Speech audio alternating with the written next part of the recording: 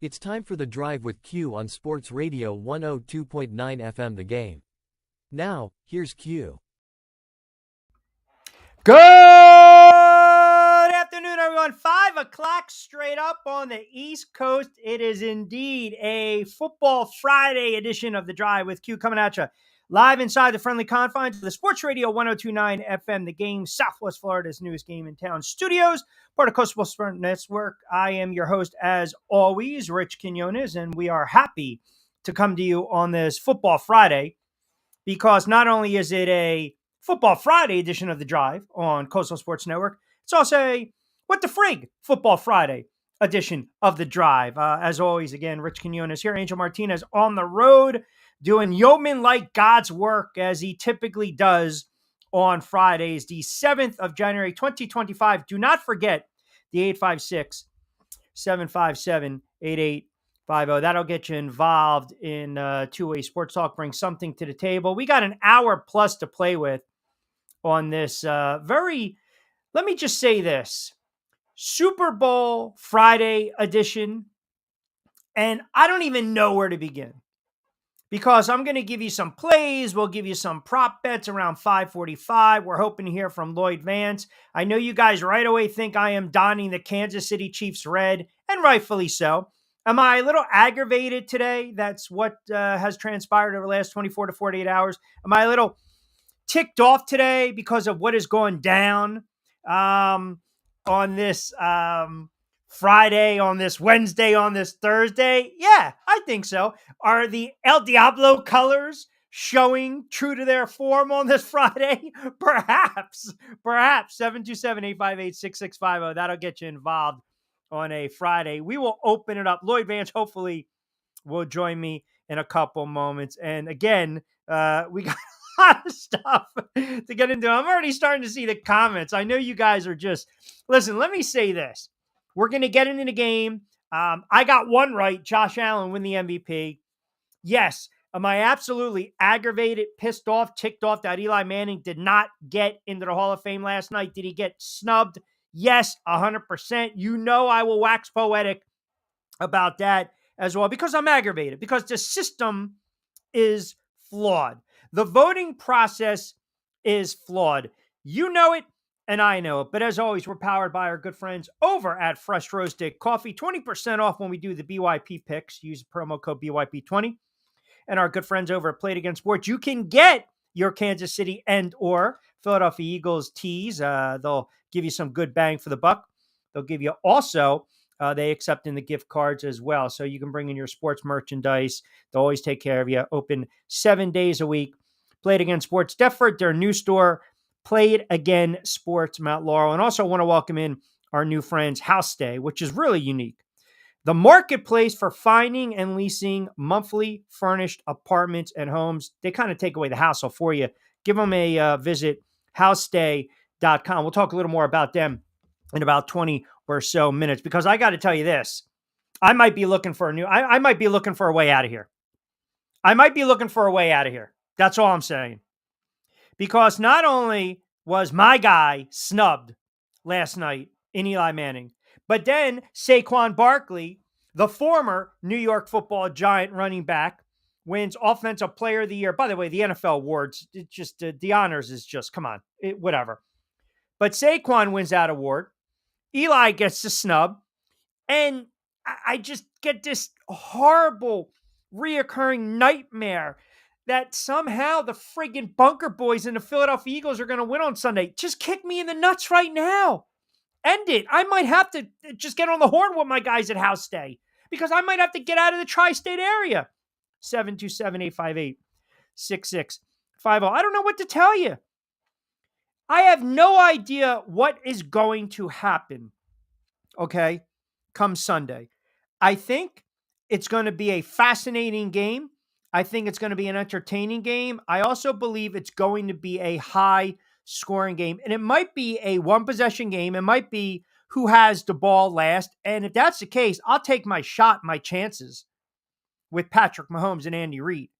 So we'll get into the game big time. I'll give you the props around 5:45, pardon me. We'll bleed over to 6, obviously, on a busy Friday. I'm just a swarm of comments and Facebook messages and you guys on X coming in already. I'll get to all you Giant fans. I want to also get into the MVP discussion because this is what happens, right? Heavy wears the crown. Because now you have the transparency of the voters, and the man fires the first bow on the first shot, 34-30 Eagles. And we can see the impatience already, 5:01, let's go. We start at 5 o'clock, okay, but that's fine. A red Nike hoodie today. Now, listen, just change a wardrobe. It's in the cycle. That's all. There was absolutely, I don't want you guys to think for one moment, because I know the Bunker Boys and Eagles fans are very sensitive. I know you guys are extremely sensitive. I did not come on the air thinking this was going to be a sweater or sweatshirt, I should say, the hoodie that was representative of my thinking on Sunday. I was not going in that direction. There was not a reverse mush tactic. It's not a, I wasn't doing this to get under Eagles fans' skin. It just so happened that I said, you know what? It's a little cool down the shore, a little chilly. Why not throw on the red hoodie? Went for a nice little 3-4 mile, little light jog, work up a little sweat, hit the bag a little bit, did some prep, ready to go. And that's where we're at. And yeah, it is a Fed Up Friday. It is a Fed Up freaking A Football Friday edition of the Drive with Q. Exactly. So I don't want you guys to think for one moment that this was in any way, shape, or form. Joe D. Tom and Summers Point already thinking I'm doing the bad juju, the Maloiks, the reverse mush. I'm not even trying to do that. We will get into the game. We will get in the Hall of Fame. Got to get in the MVP conversation as well, because all season long, we've gone back and forth with the MVP conversation. All season long. And I told you guys this. Josh Allen is going to win the MVP. And we look back and we saw all the numbers that Lamar Jackson put up, which are staggering. Absolutely staggering. But you just had this sneaky suspicion that Allen was winning the MVP. And again, I love the fact that the voters, there's transparency. Here's the problem I have. And this is with all due respect, because I'm one of these guys. Radio guys, media guys, talking heads, you shouldn't have a vote. Some of you guys should not have a vote. And I don't believe some of you guys should have a vote when it comes to the Hall of Fame either, because it is, you're pushing your narrative. You're pushing the narrative big time. And I can tell you this, I'm saying to myself, it was so close that I would not have a problem with Lamar Jackson winning the MVP. I mean, you can make this case. Lamar Jackson was deserving of the MVP award, 100%. And I don't buy into this notion or this theory that they didn't want to give it to Lamar Jackson again. I think that's ludicrous. I also look at the body of work of Josh Allen and the fact he didn't have a ground game like the Ravens and Lamar Jackson, i.e. Derrick Henry, who had a monster season. So yes, you will look at it, the voting, right? Here's the most valuable player. This is the AP voting. And this is, again, the argument people were making for Saquon Barkley and how it might be flawed, the voting, because we never look at the running back position and say it's MVP worthy, even though Saquon Barkley had a MVP type of season. I just thought it was Josh Allen's time. I said it from the get-go. He was my preseason pick, if you listen to BYP, to win the MVP. He received 27 first place votes. Jackson captured the remaining 23. So again, I don't think you could have went wrong either way. Saquon Barkley, offensive player of the year, absolutely. Breakout player, whatever the hell it is, rookie Jaden Daniels, defensive player, the kid from the rank. I have no issues with that at all. At all. So before we really get into the game, let me get into the Hall of Fame discussion. Let's get it out of the way, because I'm seeing a lot of guys are commenting. Hit me up. Kevin, I see Marcus, I see Sarge, I see the commish chiming in Delaware. I'm pissed off in this regard. I'm aggravated because, as you guys know, if you guys listen to me for so many years, I've been the staunchest Eli Manning supporter. anytime someone would criticize Eli, I would quickly come to bat. And I understand the schools of thought when it comes to a quarterback like Eli Manning, because people will look at the regular season record and then compare them with the runs and the postseason and the numbers. And I always believe if you tell the story of the league, does this player fit? Do you tell the story, the tale of the NFL without Eli Manning? And the answer is unequivocally no. And I believe he's going to get in eventually. But I also look at you have four, and I don't want to take anything away from the four that were voted into the Hall of Fame because that's not fair to them. You can't hold judgment. You can't begrudge the other four. You can't, because that means you're taking away from their career. Eric Allen, I think it's long overdue. I do. Antonio Gates was a fascinating tight end. He was a big time tight end, which, oh, by the way, it almost helps Eli's case because Phillip Rivers is getting in, and Phillip Rivers now played with a Hall of Fame tight end and a Hall of Fame running back. But be that as it may, Sharp, again, you look at the body of work, even though he had to deal with some of the injuries, I don't have a problem with Sharp as well. I really don't. I really don't.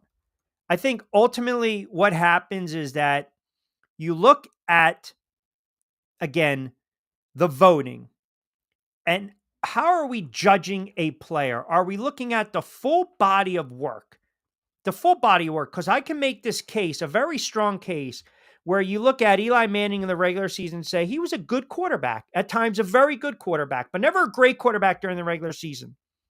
But where he cut his teeth and made his bones, and I have to talk to a lot of the Giants fans chiming in right now and messaging me on X, on Facebook, all over the place, because they want my thought. They want my opinion.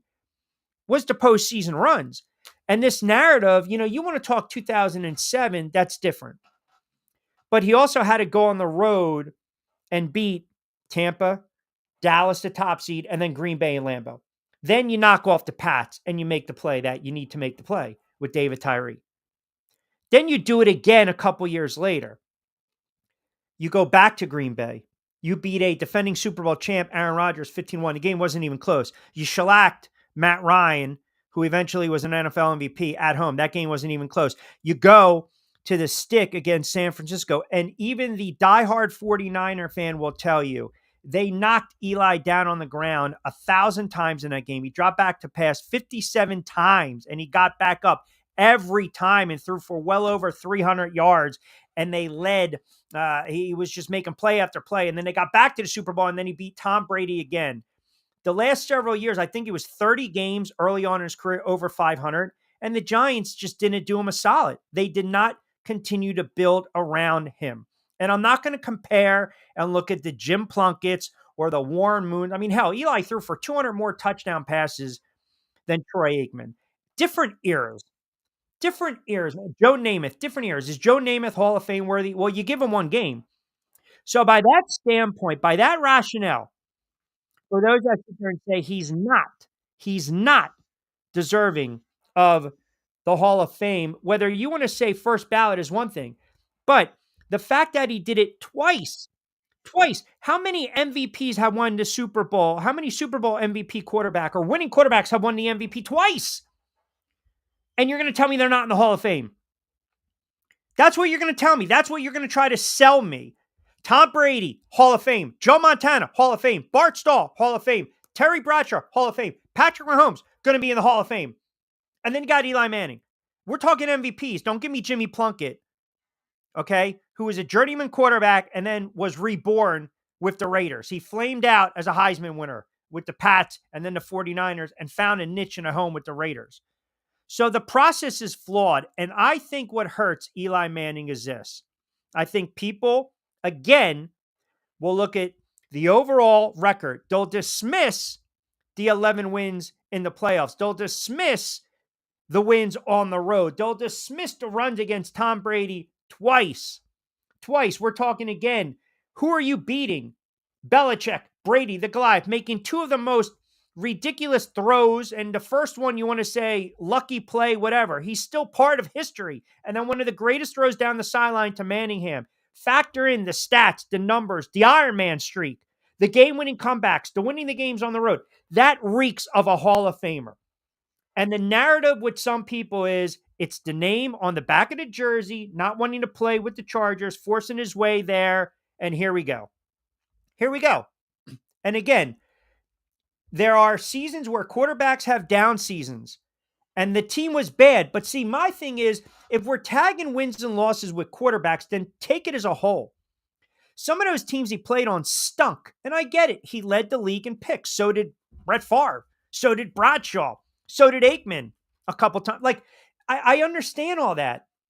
But when you're saying over 4,000 yards consistently, 25 to 30 touchdowns, over close to 400 touchdown passes, 50 something thousand yards, two-time MVP, never missing a game, being a model citizen, Walter Payton Man of the Year, the comebacks, the road wins, the fourth quarter comes back. 2011, you could have made a case. Eli Manning was MVP. 2011, he basically carried that Giant team. Don't give me the garbage of Eli Manning and that defense that year. They were like 28th out of 32. They were horrible. Brandon Jacobs will tell you he carried that team. So I think the voting is flawed. I really do. And it just goes back to what Pelissero said. The NFL Network, they know their stuff. The NFL Network has really solid host and talent and insight and opinions. And yet, some of these guys don't even get a sniff when it comes to these NFL honors or the Hall of Fame voting. Why is that? But you're going to give it to someone like me, a talking head who's just going to yap a couple hours a day? And really, I watched every snap of Eli Manning's career with the New York Giants. Every friggin' snap. Every snap. I can talk about 07 when he went on the road and he was beating the Eagles. He was beating Chicago late. He was beating Pittsburgh in 2011. Went on the road and beat New England. Beat the Cardinals down 17, playing with plantar fasciitis, where he's basically supposed to miss the whole season. But we don't talk about that. We want to push the narrative of a guy who didn't want to play with the Chargers. That's it. That's it. That's it. That's what we want to push the back of the jersey. You can't tell me you win the Super Bowl and win the MVP twice and beat Tom Brady twice. Come on. Stop. It's utterly ridiculous. He got screwed last night. He got snubbed. Period. It is a flawed system. The same people are bitching, whining, complaining today about Lamar Jackson not winning the MVP. It's flawed. It's flawed. That's just how it is. And the theory is, again, you're forcing your way. You don't want to play. You got daddy's name. Here we go. You were mediocre, very good at times during the regular season, and exponentially great. Give me a quarterback that wins playoff games and gets to the Super Bowl. I said this, a great quarterback. You win games, you put up numbers, you win playoff games, you go on the road, you come from behind, you win championships. That's a Hall of Famer to me. That's it. That's a Hall of Famer to me. And you guys are not going to tell me otherwise. You're not. You're not. We can agree to disagree, but you're not going to tell me otherwise because a lot of the listening audience, you want that guy as a quarterback. You want that guy to lead your franchise and do it in one of the toughest markets. They didn't help him out later on in his career. They didn't. They didn't. Those are facts. Those are facts. So I don't want to friggin' hear it. 727-858-6650. There's no woosah on a Friday. I'm not going to give you woosah on a Friday. I'm not going to do that. I'll tell you he's going to try to calm me down because he remembers back in 2007, I'm yelling on the air and $12.90 the ticket, telling people he went down the field 70 yards, shoved into the back of the end zone. Then I had to say it again in 2011. Our good friend Lloyd Vance. Lloyd Vance is Insider Football on 102.9 FM The Game. What's going on? Nothing, man. I'm sitting here in the waiting room just listening to you. My goodness gracious. I read, first thing this morning, you see on ESPN, all sites, they show who made it. They only picked four guys, which I thought was very surprising. I don't get it. And that including a senior member, which is Sterling Sharp. And it's just like, okay, that I've seen classes where it was seven guys. It does not make and it's just like, what is going on here? And I give you a view kind of behind the curtain a little bit. Yeah. I know they have the Pro Football Writers Association meeting every year at the Super Bowl. I've gone several times, and right after they leave that meeting, the 44 members go in and they vote on the Hall of Fame. Okay, so there's 44 guys that have a vote. And I've talked about, Paul Domowitch from Of the course. Philadelphia Daily Sure. News. He was always our representative for that portion of the country Okay. or whatever. Dama knows his football. He's So objective. Yep. so Okay. he would go in there. I've talked with Ray Dittinger about this before, like the process. He was a voter for a number of years, and he said basically it's an argument. So think about it this way: you have to somebody carries the flag for a particular candidate, and then that person has to present their case. So Ray told me that he had to do it with Tommy McDonald. He had to do it with Lynn Swan, and there was sometimes people got caught up in a lot of the numbers. Whether they're voters or not, they got caught up in, oh well, how many catches did he have? When did he play? And uh, it should be based mostly off the resume. And Eli is a tough guy because in terms of how you put him in, where he fits, I always said he is a Hall of Famer because of his two Super Bowl victories, particularly the '07 game that you referenced. You and I remember us breaking it down.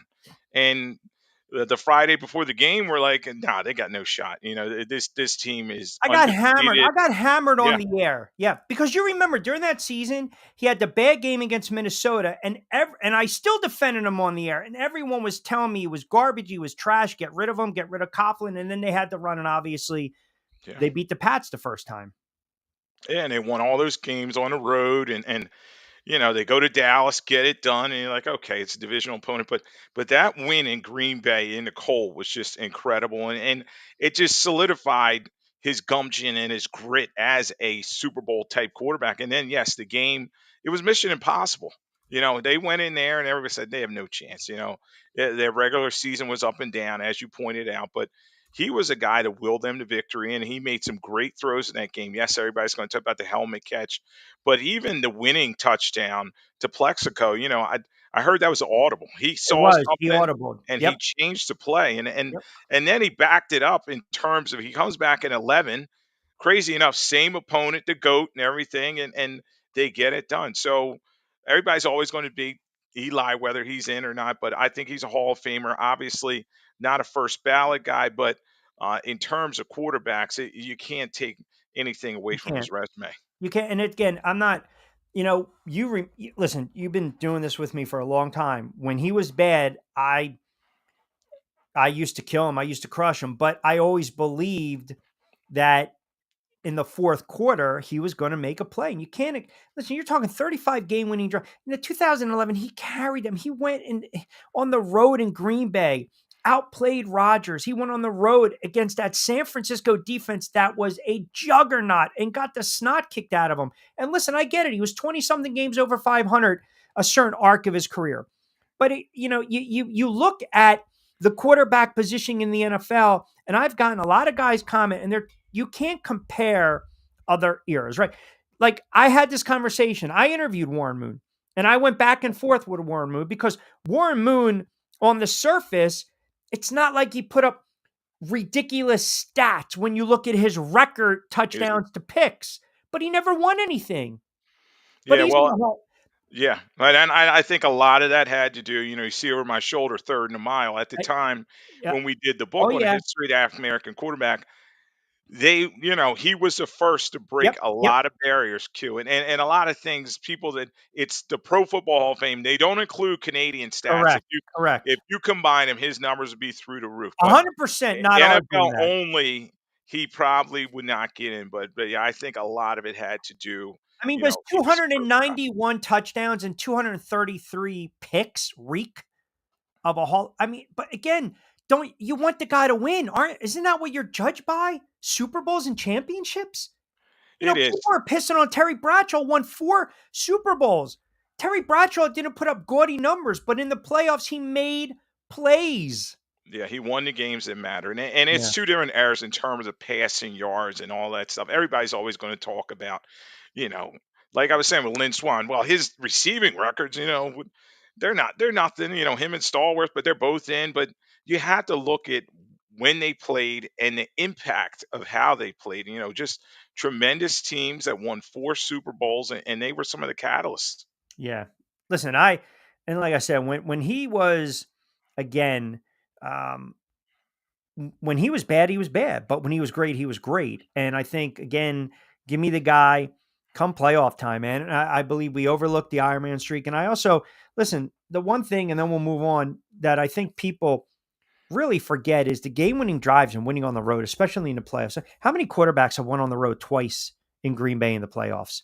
How many people have beat Tom Brady twice on the biggest day? Like, you have to just people look at him in the all shucks and the interceptions, and when he retired, he was top 5 or 6 all time in passing and touchdown passes. I mean, it's just I understand different eras, and I understand it's going to be harder now. But I even mentioned if Phillip Rivers gets in, now you make the case: who the hell? What Hall of Famer did Eli play with? Seriously, Michael Strahan on defense. What Hall of Famer did he play with on offense? When a guy like Rivers had Gates and Tomlinson, like we can go down and down and down, which leads me to this. I said it. We went in different directions, which is fine. I thought Josh Allen was going to win hands down the MVP. And I know, again, you look at the stats and you take a step back and you look at Lamar Jackson's numbers and you say, oh my God. Now, credit to the voters for being transparent. But Tom Pelissero brought up a great point. You've been a voter of many awards, whether it was college or the NFL, and you know the history of the league. I feel as though a talking head like myself, who does this for a living, or when we were on the radio, I think you got to be careful when you give votes or the power for them to vote. And I brought up the example, and I know you were in the queue room waiting patiently. I appreciate that, with the NFL Network. Yeah. Those guys have a right to have a vote because even though the NFL Network's under the NFL guys, they're credible. They're credible at what they do. Where, an Orlovsky or guys like that. I mean, I'm sorry, I'm just not feeling it. I'm really not. And sometimes it's almost like, what the hell are you watching? And I'm not making the case for Lamar Jackson. I'm still saying Josh Allen, to me, was the MVP. We can dispute that all day long. I'm just saying the system when it comes to the voting, I think it's broken. It is, and the AP decides who gets that vote, and it's much like the Pro Football Hall of Fame and the 44 guys I was talking about. They have to be smart in who they're picking. These guys have to have a historical context, and they got to understand the game. They have to watch the games. You know what I mean? And then there's also some bias and cronyism in it, Q. Sometimes they give a vote to somebody that maybe he's a friend or something like that, and You I've heard can't it. do that though. You can't, and sometimes players may have a beef with some writer, Yeah. and they've said that factors into it. Look Yeah. at T.O. He said that, he said some of the writers he did not get along with, and that's why they made him wait. So it's very difficult. I remember when we did the Black College Football Hall of Yep. Fame. I'm part of our selection committee, and we wanted an eclectic group. We wanted people that were former scouts, people that were writers, and you get a guy like Gil Brandt on there, he's walking encyclopedia. Yeah.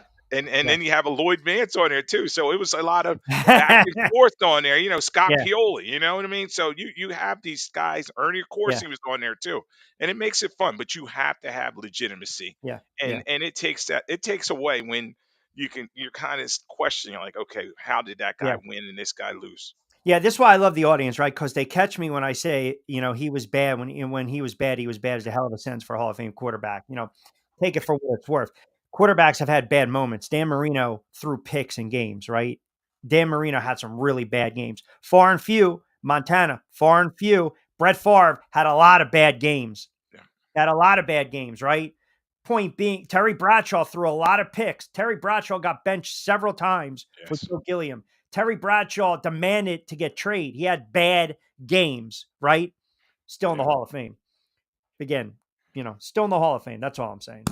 And I get fired up over this stuff Yeah. because, again, I just think there's always, I think in any sport, if you have a vote, you have to do right by the player.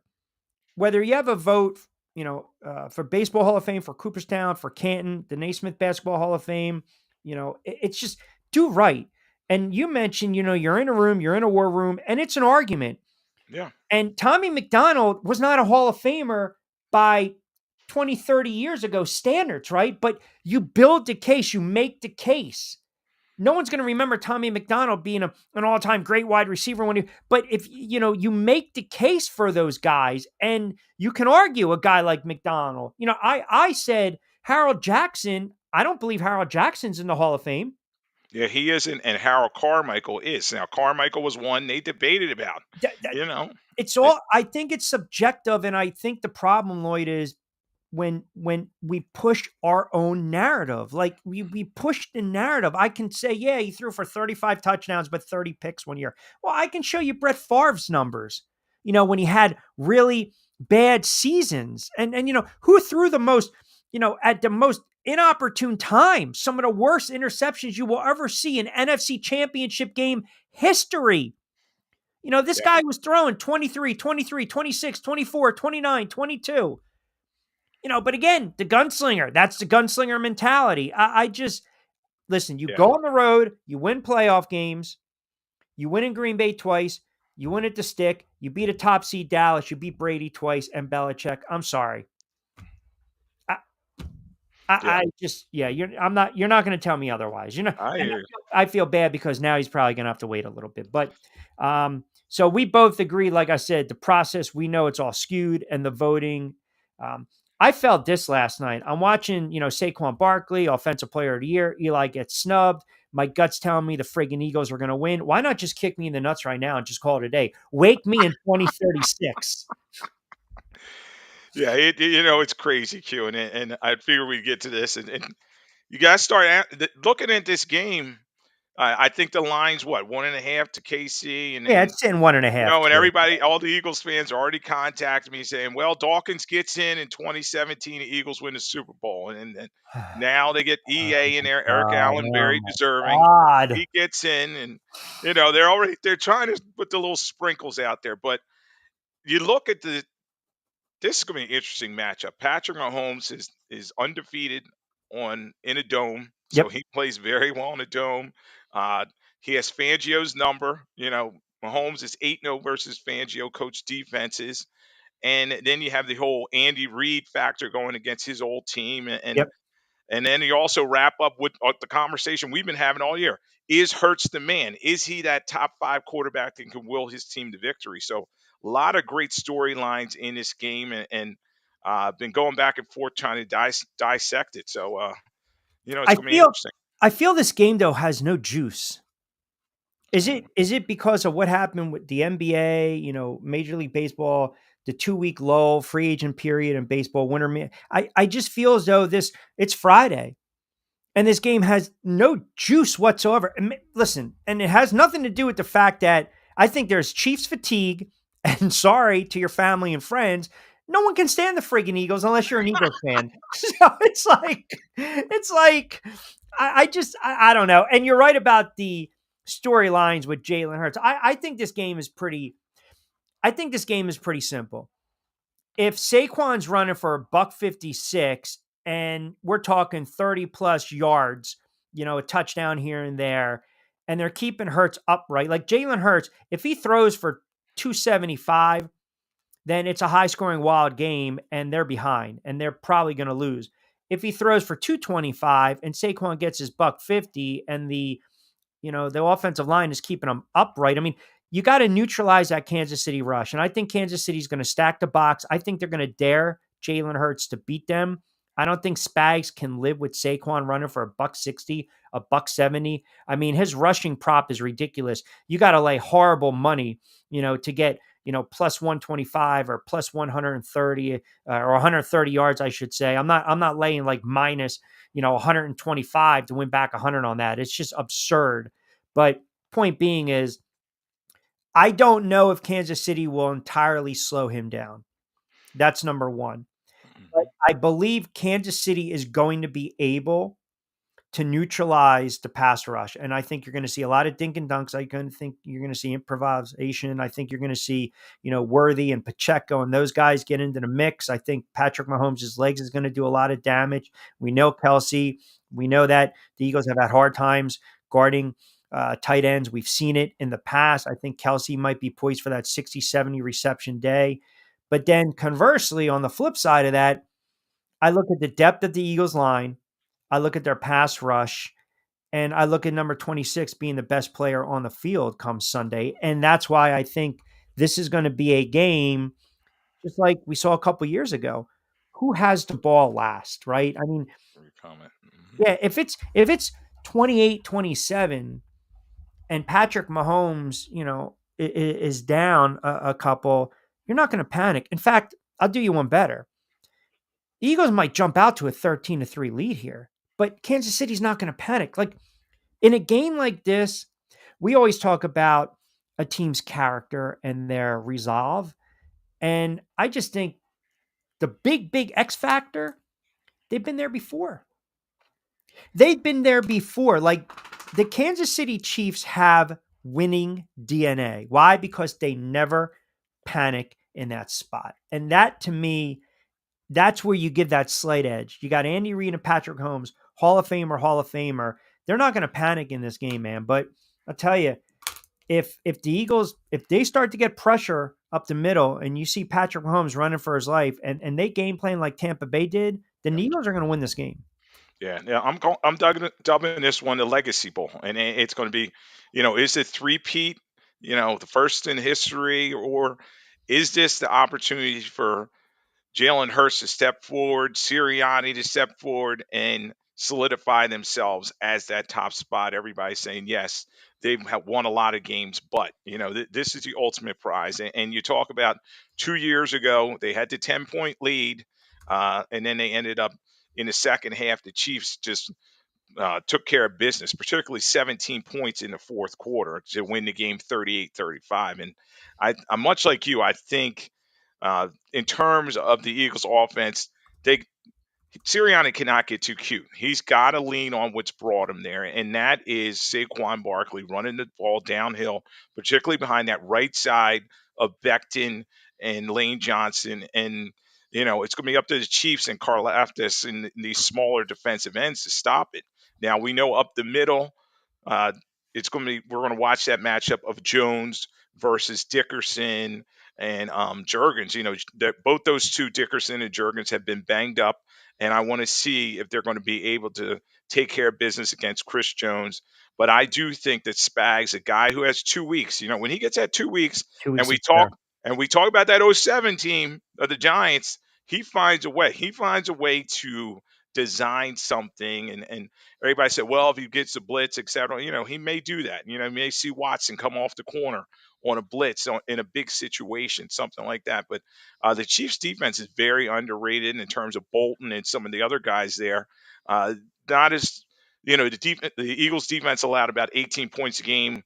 The Chiefs only allowed about 21 points per game. So they're going to find ways. And Hurts, we got to watch that magic number of, does he have 25 or more attempts? Because when he gets in that 30 range, the Eagles' record is not very good. And I know he wants to say, okay, I can throw Yeah. with the best of them, but this is going to be a big thing to watch in terms of the game. And then in terms of the Chiefs, I agree with you. Go to that 2020 playbook Yep. the Bucks had. Get Yep. pressure on Mahomes.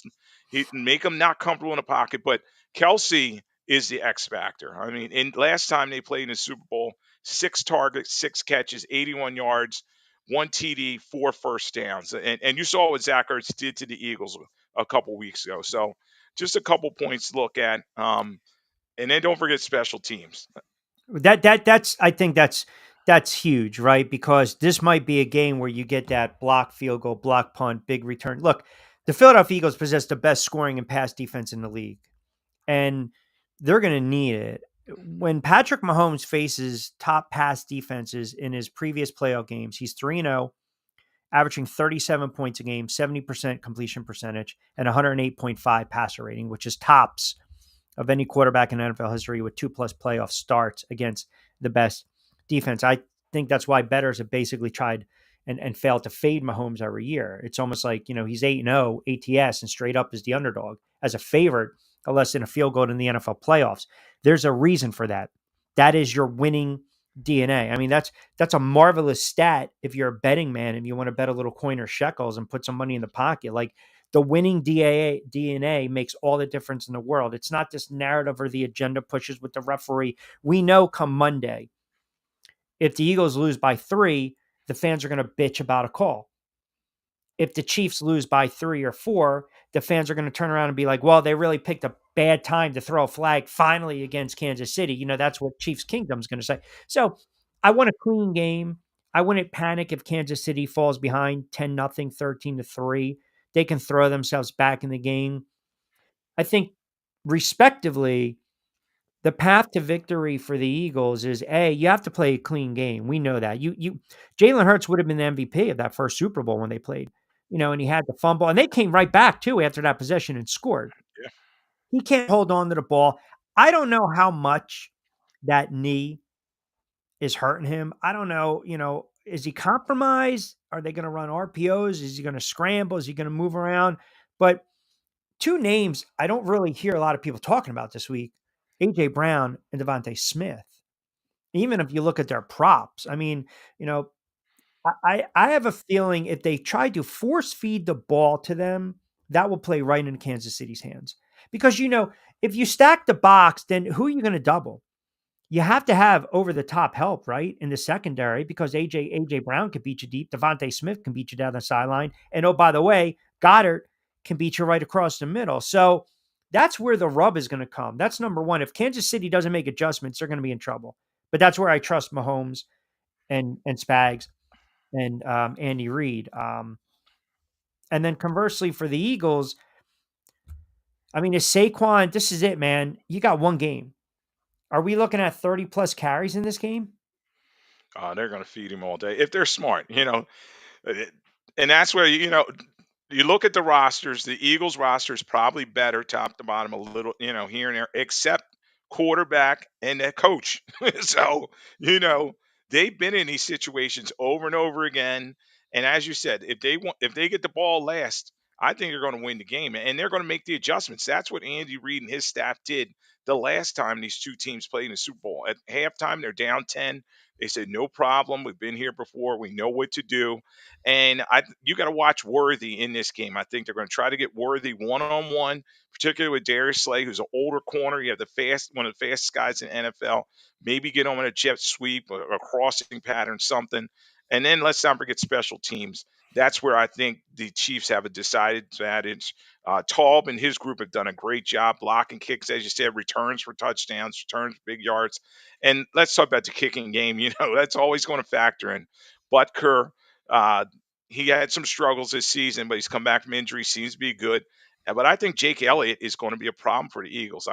On my show on Monday, I was like, he'll probably miss one field goal and maybe an extra point, and that could be huge things within this game. And that changes the complexion of the game, right? Depending upon what the score is and if you're chasing points. Monday Marcus, who chimed in religiously on 1290 The Ticket back in the day, wants to know, Lloyd Q, enjoying the show as always. Q, I can see you're getting a little fired up. You're starting to turn the color of your Nike sweatshirt talking about Eli Manning, ha, ha, ha.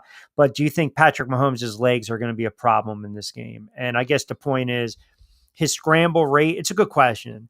His scramble rate was at 6 during the regular season, Lloyd. In the playoffs, that number is like 15%. So I think Marcus's question, if I can kind of paraphrase it, is, do we foresee him breaking the pocket, scrambling? And, do you think the Eagles are going to have a spy? Well, you spy him with Zach Bond or whomever, and that's going to take those guys out of coverage on Kelsey and the crossing patterns. So that could be very dangerous.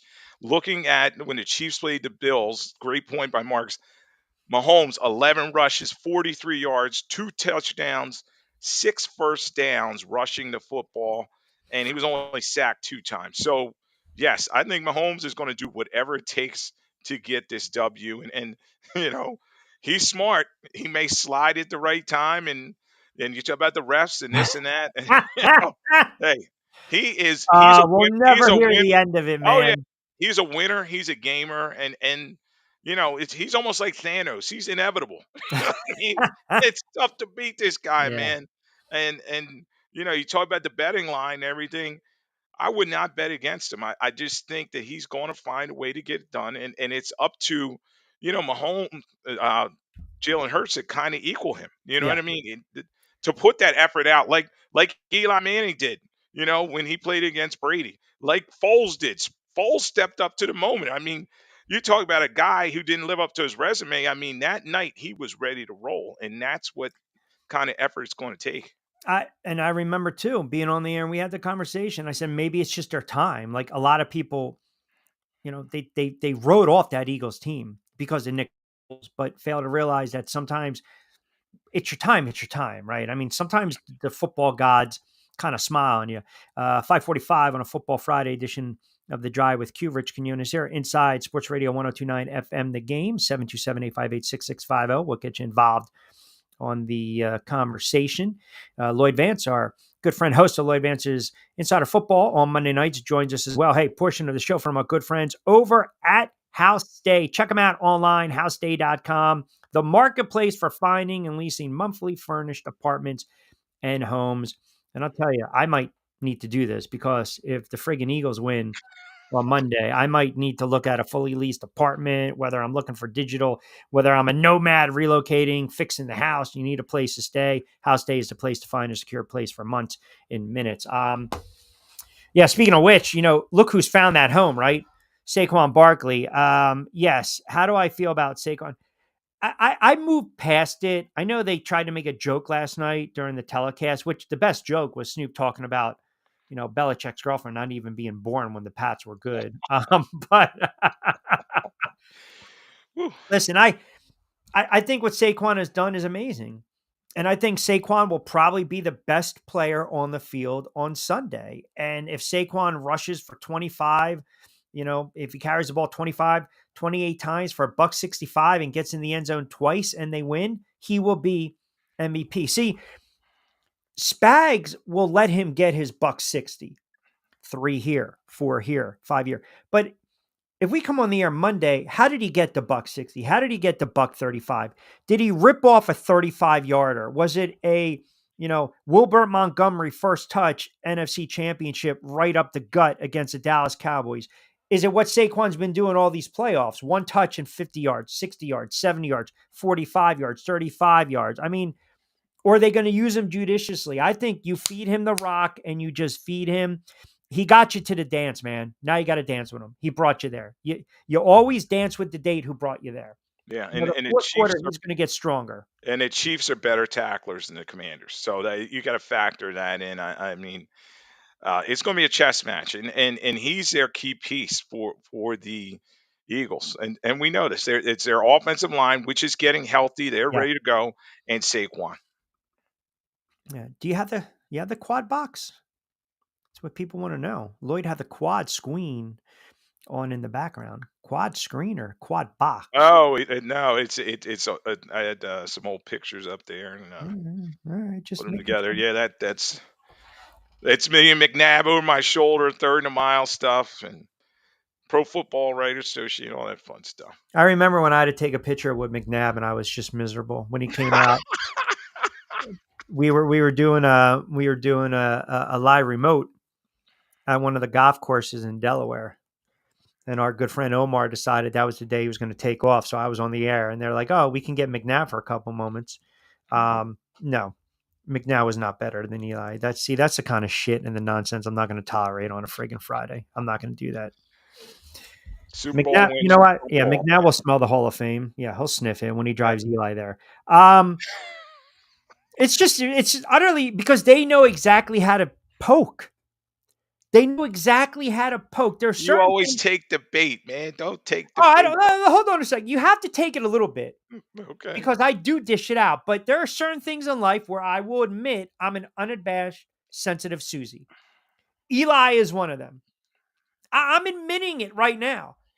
I remember when I used to watch the games with my father and Eli would throw 2 or 3 picks and he would throw the newspaper down and say, I don't want to watch this shit anymore. And he would go out fishing in the first half because Eli would just frustrate the hell out of him. I always came out with the receiver ran the wrong route, the current wind structure, the breeze in New York, off the river, in the Meadowlands, in MetLife, 16W, all this stuff.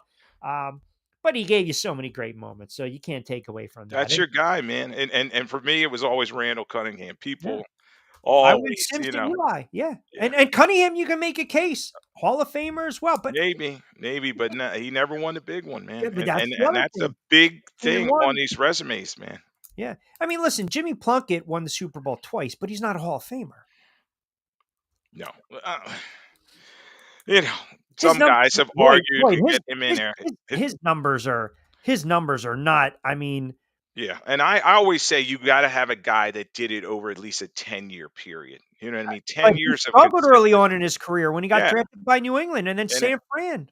even with the Raiders, there, he Mark Wilson and we're battling for that top Lloyd, spot. 164 touchdown passes and 198 picks. Yeah. What are we Don doing? Dan Pastorini and him were battling for that spot, and then Pastorini broke his leg. So That's right.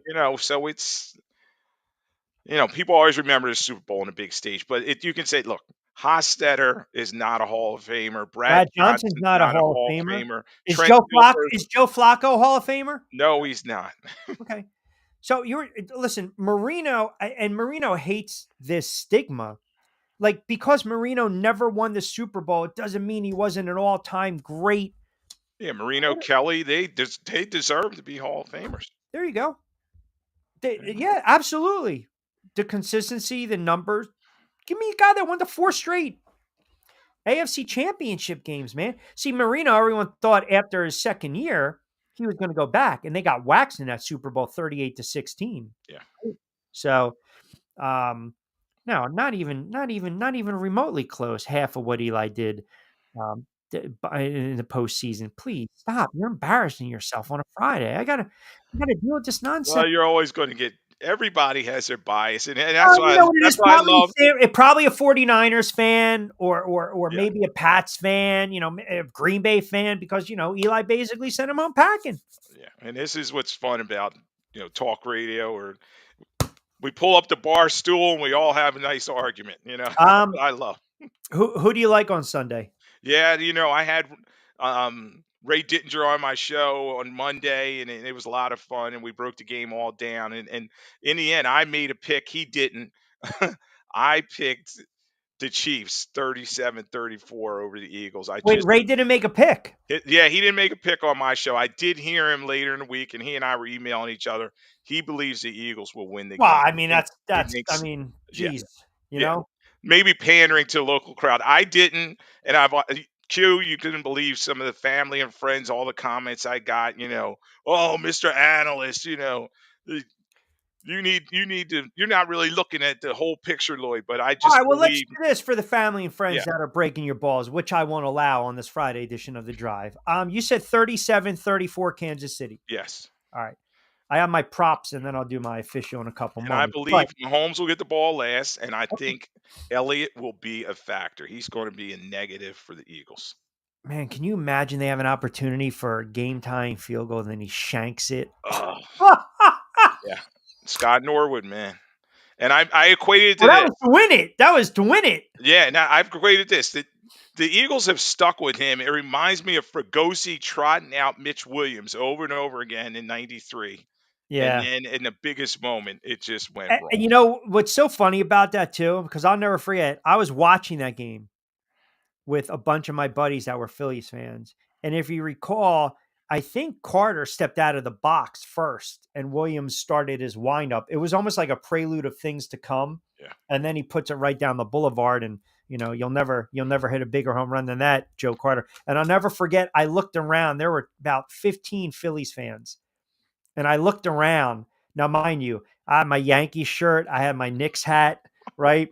And my one buddy looks at me and he goes, I think it's time for you to leave. You got to be careful, man. You got to be careful. There was many times I remember watching a Flyers game up against the Rangers when they were in the playoffs, and I was in North Jersey. One of my good friends, he was like, "Come on, let's watch the game together." And I'm not the going to be able Flyers, to the Flyers won, and he's like, "We better get out of here." it's going to be sickening.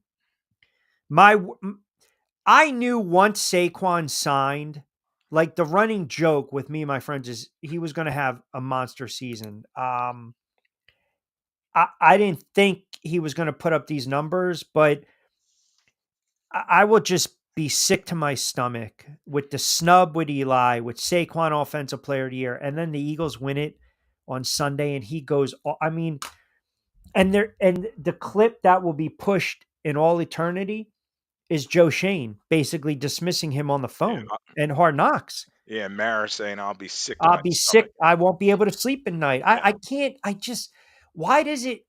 It's like you're asking me if you back me in the corner, Chiefs all day long. I have to. I have no choice. I cannot root for the Eagles. That would be that would someone who I'm not. I have to full out just throttle it and just strap it on like a big boy and friggin' hate on Sunday and just be the biggest Kansas City fan. Hey, everybody's got their reasons. I mean, you got to watch the game. Maybe put some money on it. That'll give you some more incentive. No, that's too emotional with this. You Yeah. think I give a shit if I won $100 and the Eagles won? No. Listen, I'll bet 500. I'll lose the money and the Eagles lose. I'll take that. That's fine. But no, I can't do it. I cannot. I cannot. I cannot. There's absolutely no. There's no stuttering giant fan is rooting for the Eagles on Sunday. How can you? Seriously, how can you?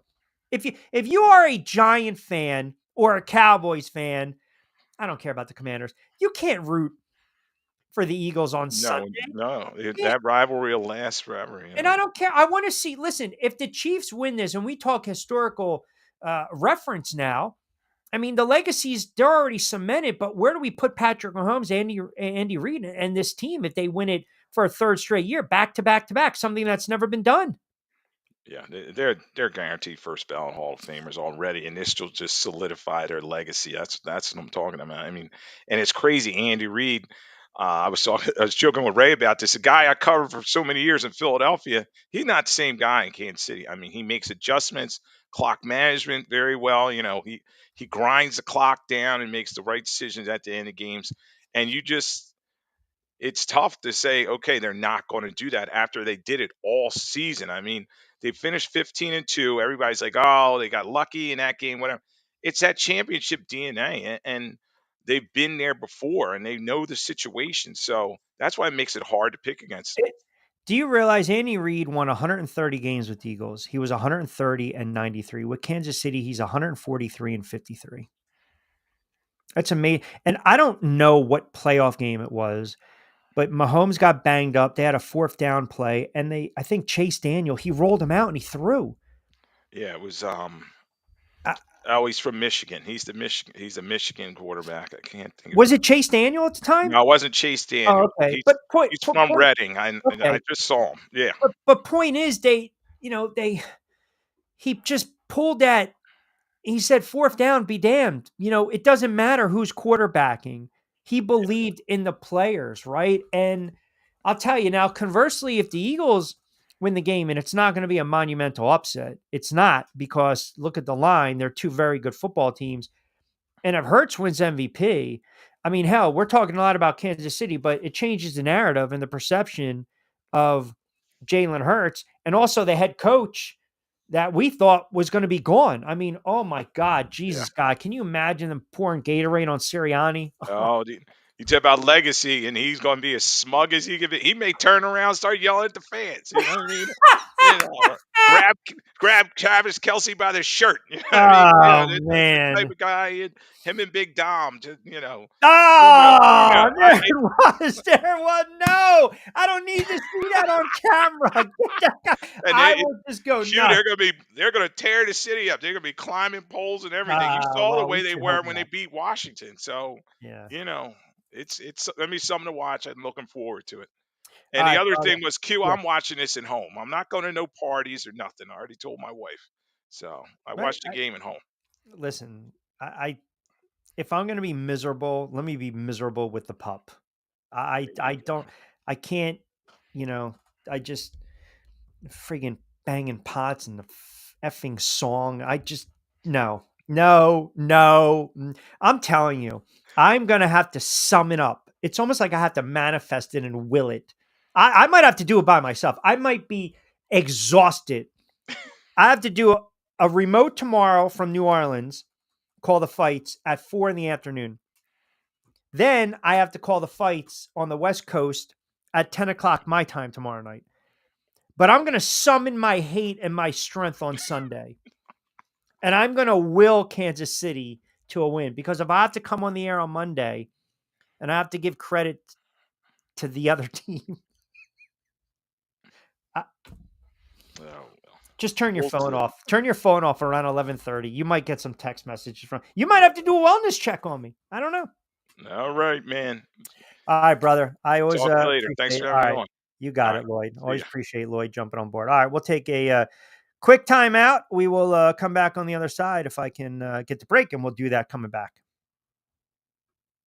Adopt US Kids presents What to Expect When You're Expecting a Teenager.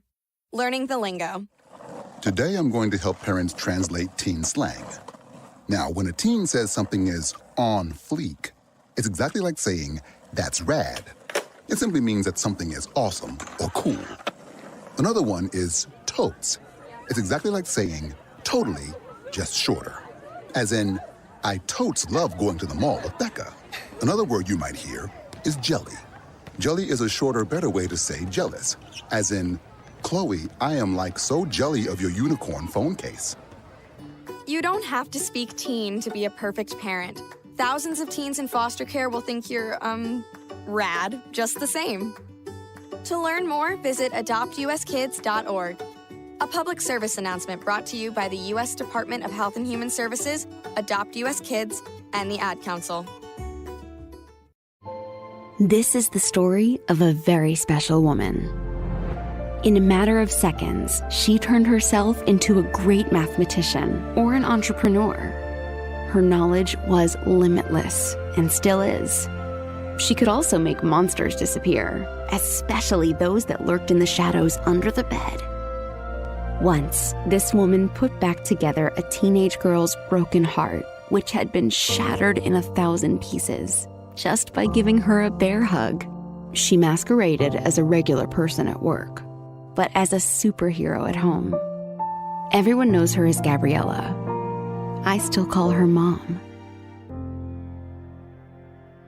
Your hero needs you now, and AARP is here to help. Find the care guides you need to help, complete with tips and resources at aarp.org/caregiving. A public service announcement brought to you by AARP and the Ad Council. Follow Q at Rich Q on Q.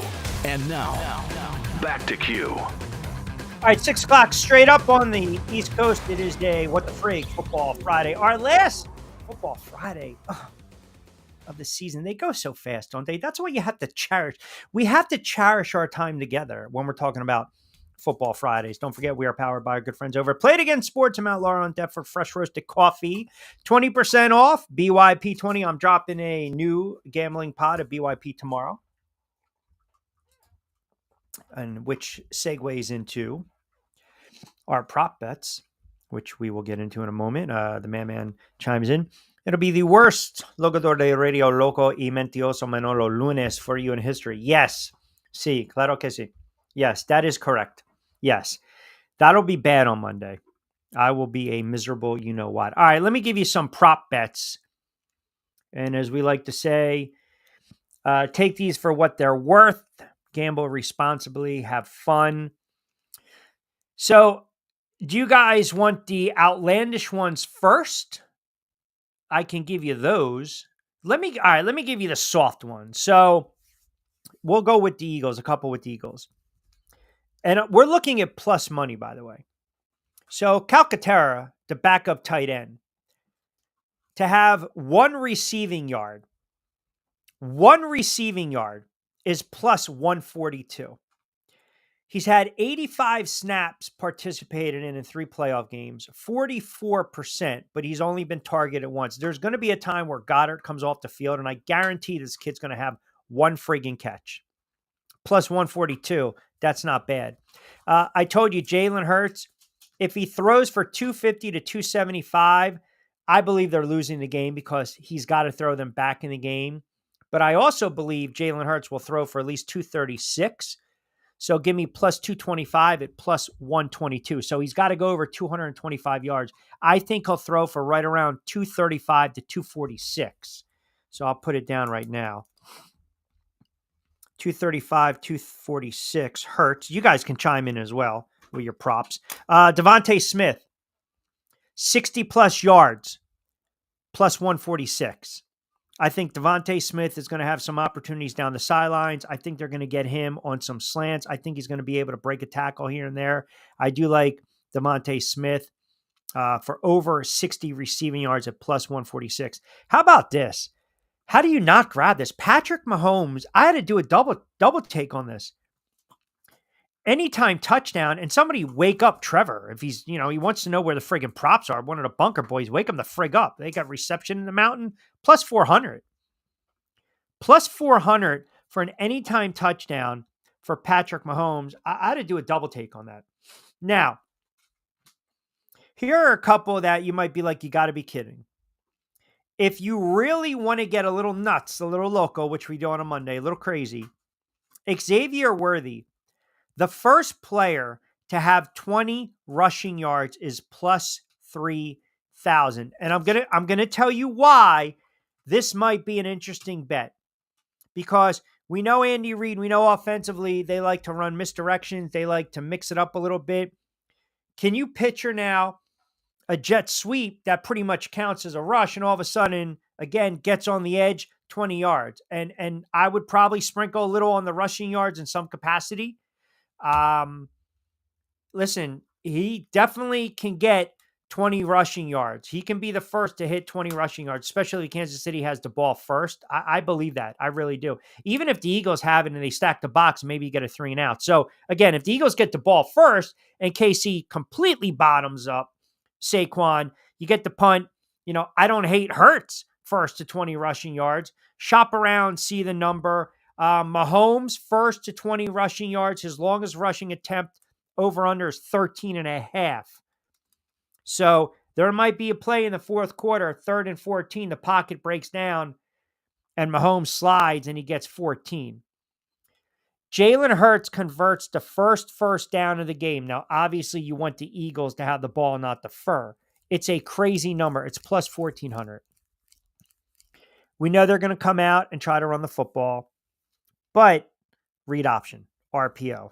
Picks up 10, boom, you put money in the pocket, plus 1,400. Here's another one.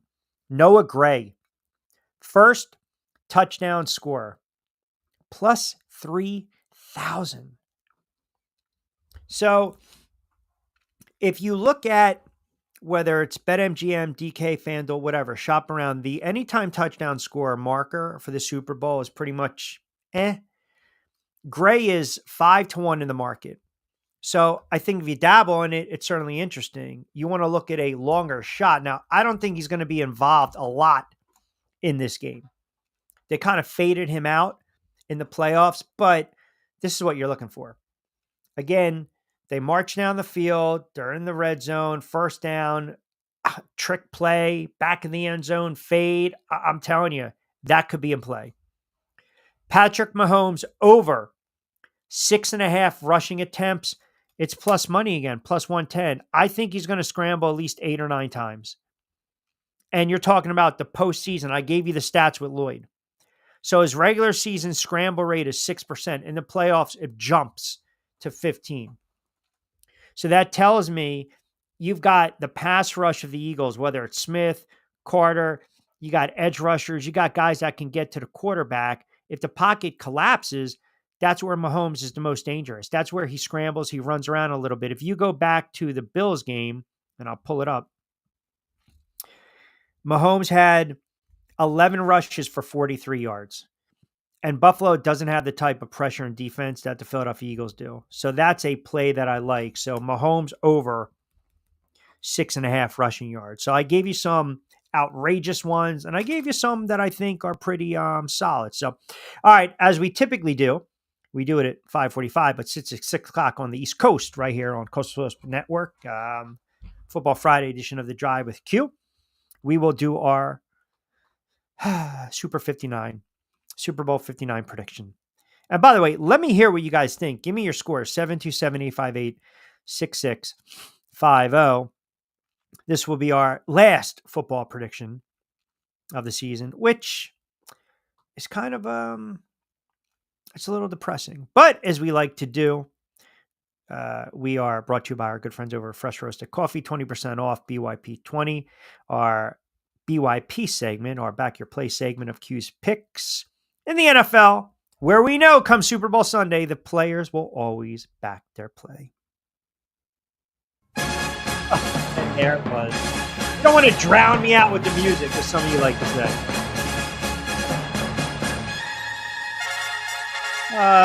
The last one of the season, I am just friggin' torn.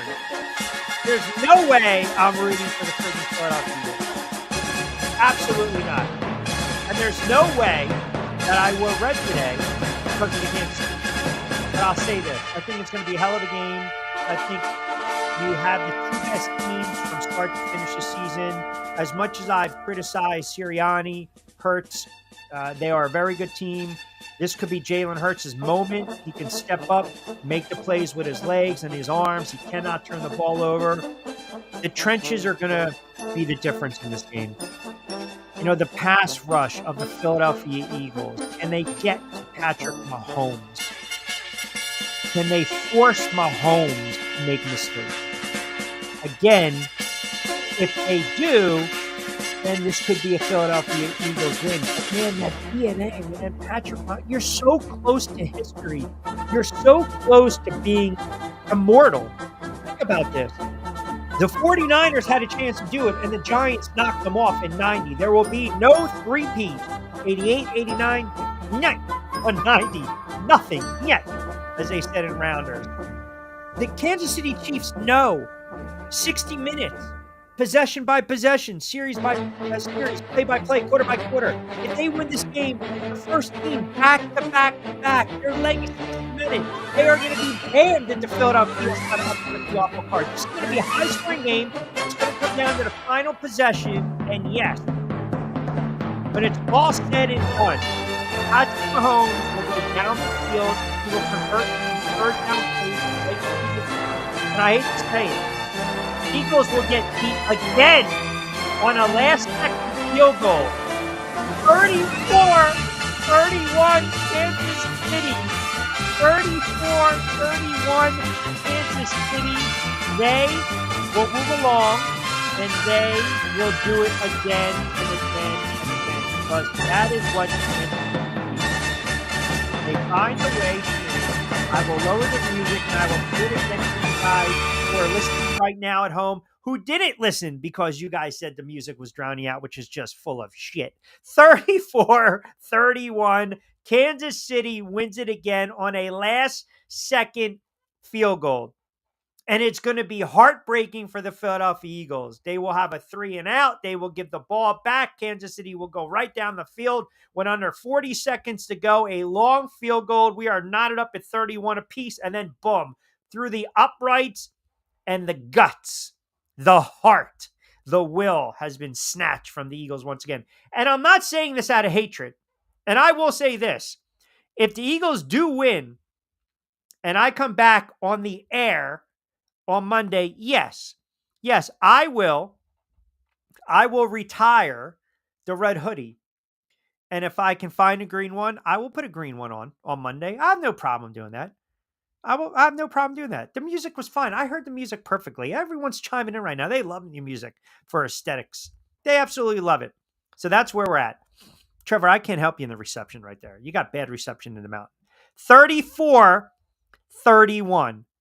34-31. Kansas City wins this on a last-second field goal. They will get the ball back late. They will force a 3-and-out with the Eagles with an opportunity to go down the field.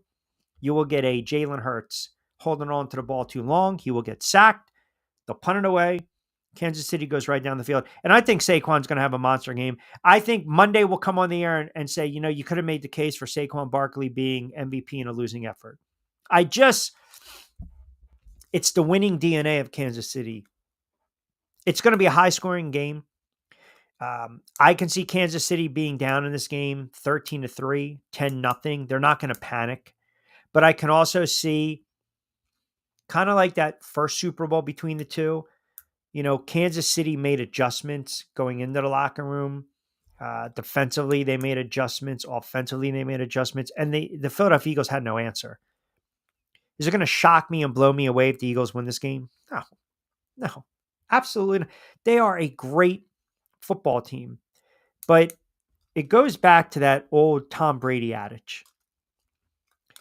how can you bet against Tom Brady? Right? Never bet against Tom. It's kind of where we're at with Patrick Mahomes. I can't do it.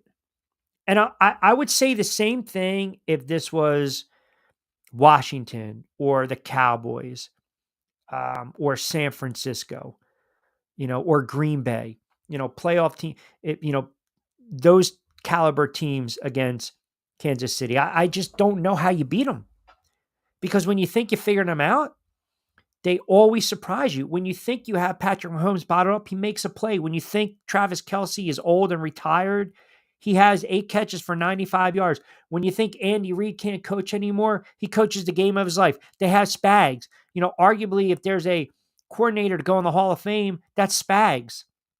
So what do you guys think? 727-858-6650. Kevin C. in North Jersey chimes in. Q, I think it's going to be high scoring as well, but I hate to say it. Eagles 28, Kansas City 27. Ooh. 28.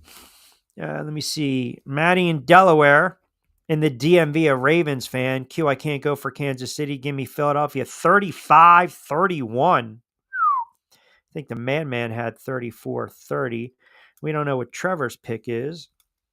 Let's see what else you guys got there. Joe D in Summers Point, and rightfully so. Eagles all the way, Q. 27-24. They get a defensive stop late. Tom in Summers Point as well. I think this is a little ridiculous score. He says Philly 41, Kansas City 24. I don't know what he's smoking and joking on a Friday. Let me see. Let me get one or two more. D and AC. Kansas City 33, Philly 30. I think it's going to be a high-scoring, very close game. But I do believe Kansas City has the ball last, and I believe they will make just enough plays to win it. And if the Philadelphia Eagles do win this game, then you do have to now kind of back off Jalen Hurts. You have to kind of back off Nick Sirianni, do we not? If Jalen Hurts struggles, if Jalen Hurts is 20 of 33 for a $186, but makes a big play with his legs and they win, we're not going to come on the air talking about Jalen Hurts, is he or not a franchise quarterback, talking about a Super Bowl winning quarterback. That's all that matters at the end of the day. Getting the W. Stats be damned. That's why you have a player like Saquon Barkley to carry the load. All right, tomorrow we will do a more in-depth Super Bowl 59 preview with our prop bets on BYP. Appreciate you guys commenting. Lloyd Vance for jumping on board. Again, we got the predictions, and I told you 34, my official, 34-31, Kansas City, a field goal at the gun. And hopefully it's a game that we're not talking about the officiating on Friday. We just give me a clean game, man. I don't want to come on the air on Monday and because we're already talking, some people are already talking about the officiating and leaning into this game. And you might get a game where you have a very unlikely hero. And sometimes in the Super Bowl, we see that, whether it's the Timmy Smiths, the David Tyree, who was the kid that ran it back for Baltimore years ago. Sometimes we get that. What was it, Jacoby Jones? You get that. Howard had the big kickoff return in the Super Bowl. Sometimes you get that Jack Squire with the pick 6 late in the first half. The Raiders against the Washington at the time Redskins when they blew them out in that game. You get that the unlikely player to have a big play. Maybe you get that Carter, you get that Smith to have that stop late or that strip sack like we saw with Brandon Graham, or you get that pick 6. I mean, that's the beauty of the Super Bowl. Guys, you're in this position because guys know how to play. Guys know how to step up, and you might get that. It could be a Smallwood who breaks one. It could be a Blankenship who has a pick 6. It could be a Bond who makes a play. You just never know. But I think it'll be a good game. Enjoy the game. If you bet on the game, bet responsibly as always. Tomorrow, we will do a in-depth back your play. You can check Amazon, Spotify for that as well. Angel back in the saddle next week. Pete Shepard will start you off. I'll be back with you Monday, Wednesday, and Friday with the Drive with Q. And again, on a Football Friday, we are powered by our good friends over at Fresh Roasted Coffee. Play it again, sports. Do not forget Zen Auto Concepts. We'll break down the jive of the game. And also want to mention our good friends over at House Day. Check them out online, houseday.com. It's your marketplace to find fully leased apartments and homes, whether you're looking to be a digital nomad, relocating or fixing your home and need a place to be. House Day is the place to find a secure place for months in minutes. And who knows, if the Eagles win, maybe I have to call my friends over at House Day and get the hell out of the tri-state area. All right, everyone have a good Sports Friday. Enjoy your weekend. Enjoy Super Bowl 59. Enjoy the big game on Sunday, Philly and the Eagles again. My official thought prediction take on the game, Kansas City 34, Philadelphia Eagles 31. We will recap it regardless on a Monday edition of The Drive with Q. As always, I'm Rich Quinones. Be safe, be sound. Hasta luego, buen día.